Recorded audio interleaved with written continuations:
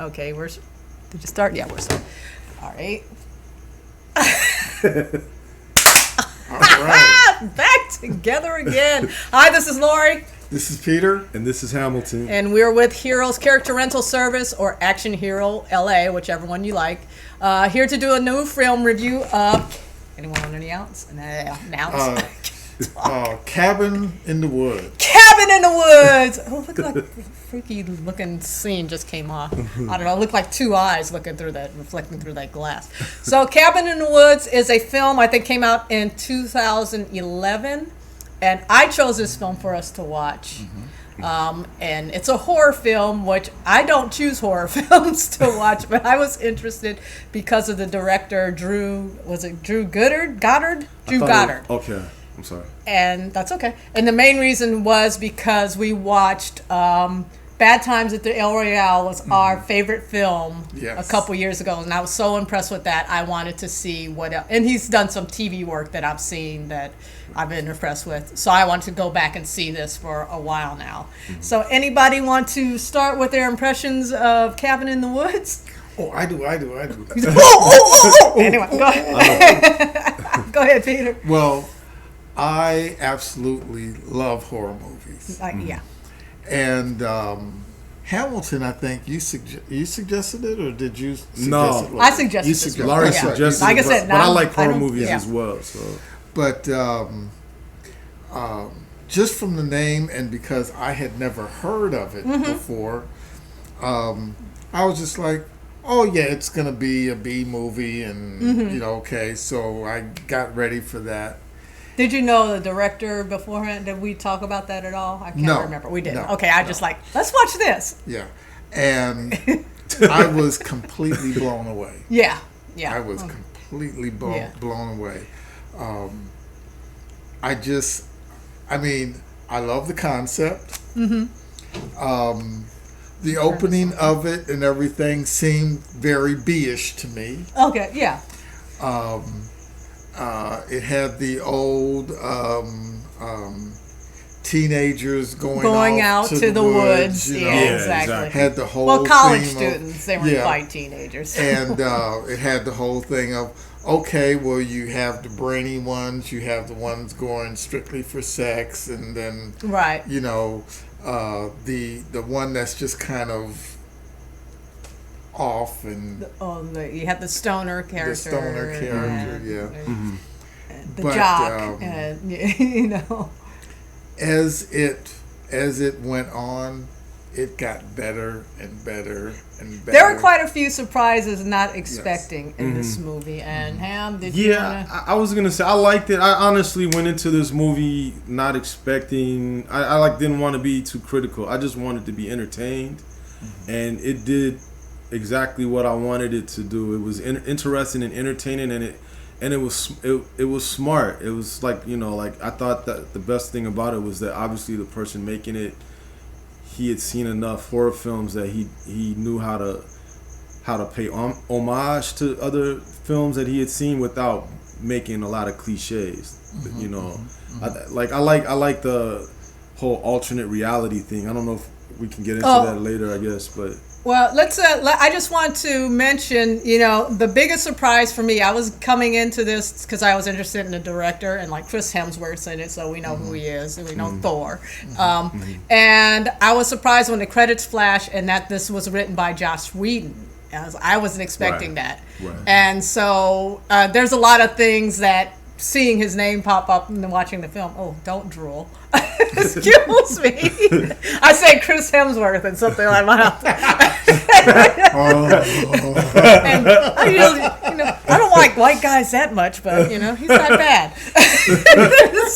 He is Thor. No, so Joss Whedon. So there are some things I was like, okay, yeah, I can expect this from a Joss Whedon. I wouldn't call myself a Joss Whedon fan in the way I have friends who are just like total into him and worship him. I never really got into Buffy the Vampire Slayer. I did like Firefly, and he did do the first Avengers movie and some other things for the Marvel universe and stuff. He's always good. Right. He always makes good stuff. I just don't, wasn't I don't worship at the altar of Joss. Right. So it was interesting to see that, and kinda I know I was the in thing for off like, the Big okay, Bang we're in for Theory. something. We're definitely in for something good, and so some of this. There were some surprises in here, but not because you expect that from a mind of somebody as creative as this guy. Right. So. Yeah, I mean, like, I don't know. I was reminded of films like Evil Dead, you know, the whole idea of these kids in the woods, and then there's like this other sort of nether world that exists or something, and Another Hellmouth. Right. Basically, Joss Whedon likes his Hellmouths. That's what it is. right. And I saw a movie that came out in the 60s that called Equinox that I recommend to people who have seen this who might like it, because I think that film even goes even deeper with that whole netherworld thing. But I like films like that, and I like stories that play off of that kind of a concept. And this film, you know, obviously has that going for it early on. You know, they show you stuff early on that what you see is not exactly what's real or whatever, or there's some other world behind what you're seeing, I guess. Well, you know, one of the things that I really liked about it is the characters. The characters showed you pretty much who their characters were. But then you also find out that there's underlining things to each character. So, like the jock, for instance, he was also a brain. And it's like, wait, you never mix those two together. And they brilliantly did it. You're right. They didn't go, oh, well, it's a jock who also, you know, is in the books. No, he knew personalities. He knew, of teachers, and he knew certain. Oh, here's what you do. This is how this goes, and then he was back into his other persona, but never did it switch in a way like a hard switch where you were jerked around. Oh, it like was you right. it was like, just, that doesn't fit the character. He suddenly knows this or is doing that, making these decisions. Yeah, I think you're right. I mean, that's what I was telling you, Laurie. Like, I like the fact that the one black guy in the film doesn't die in the first like 5 minutes of the film. It's like the black person. it's like they intentionally did. They avoided all the cliches that you would expect out of a movie like this. Well, I think this is like you're saying. It's an homage to horror films. It's actually it's from a person who loves horror films and wanted to play with the tropes and the archetypes that's typical. And very obviously, you know, this movie's kind of meta. It's very meta in that way. Yeah, you know, exactly. It knows it's playing with its tropes. Exactly. In fact, it has there's a whole layer to the underworld where they are controlling everything. And so, you know, and I can think of that. He probably thinks of himself as, you know, I could see how the filmmakers like, yeah, we control the monsters and the victims, and we write the stories, you know, we write their fates or something like that. Well, the thing is, where they talk about, well, the people controlled their fate. Well, yeah, they chose their own too. And while they controlled the monsters, they didn't really control the monsters. That's true. So it was just it was beautifully written. I think it was beautifully performed and acted. The direction was great. Everything, and now still to me, it still had the B movie look. Well, I think that's intentional. Yeah. And that's what I was going to say. But it seemed like that was intentional. And then they, you know, there was mistakes made, and they said, okay, here's how we have to fix the mistake. Right. And then, you know, it was just, I don't want to give away the movie, but it was just one of those movies you have to see. We usually spoil stuff, and you don't want to spoil this. I mean, like, people just go watch it. Well, I don't think we can fully. It's kind of hard to destroy people's, you know, experience. There's a lot going on. Yeah, but you did a good job of setting it up and explaining it. It's true. It's like like you got these people in the background sort of manipulating everything, but even they are not fully in control. That's a good. And I think of it too in terms that like there's a certain philosophical bent to this. That when you mention that, and this is what it reminded me of. Bad Times at the El Royale, a certain quality that movie has too. About it's kind of like the bigger questioning is do you have choice or free will? Right. Kind of like the fates. Are we are we in control of our lives, or are we in control of something higher that's controlling everything? And it does kind of like toy with those concepts that you think of it. So and very cleverly doing it in the horror genre. And it doesn't at all say or even try to say all lives are controlled or have an underlining control. Just says we need to get this done and to keep everything everybody's life going as without any So I just think it was a beautiful, beautiful movie. Yeah, when we finished watching it, you're like, I gotta watch that again. Yes. And I didn't necessarily feel that way when we finished watching. I was like, oh, that was pretty clever, and I enjoyed it. And there's some Joss Whedon stuff. It's like, okay, yeah, you kind of expect that from him. But then you came over to watch it again, and I came in the second half, and it really caught me, and I caught some stuff that I hadn't in the first one. It's like, this is a very rewatchable movie. Yeah, yes, definitely. You gotta. It's one you should rewatch. It, yeah, it's kind of one. It's going to be a fun one to rewatch. Why I haven't really heard more about this movie, like as a cult classic. Maybe it is, but I haven't heard really much talk of it. Right. I'm kind of surprised. A good horror movie should be rewatchable. You should be able to get things out of it that you didn't pick up the first time.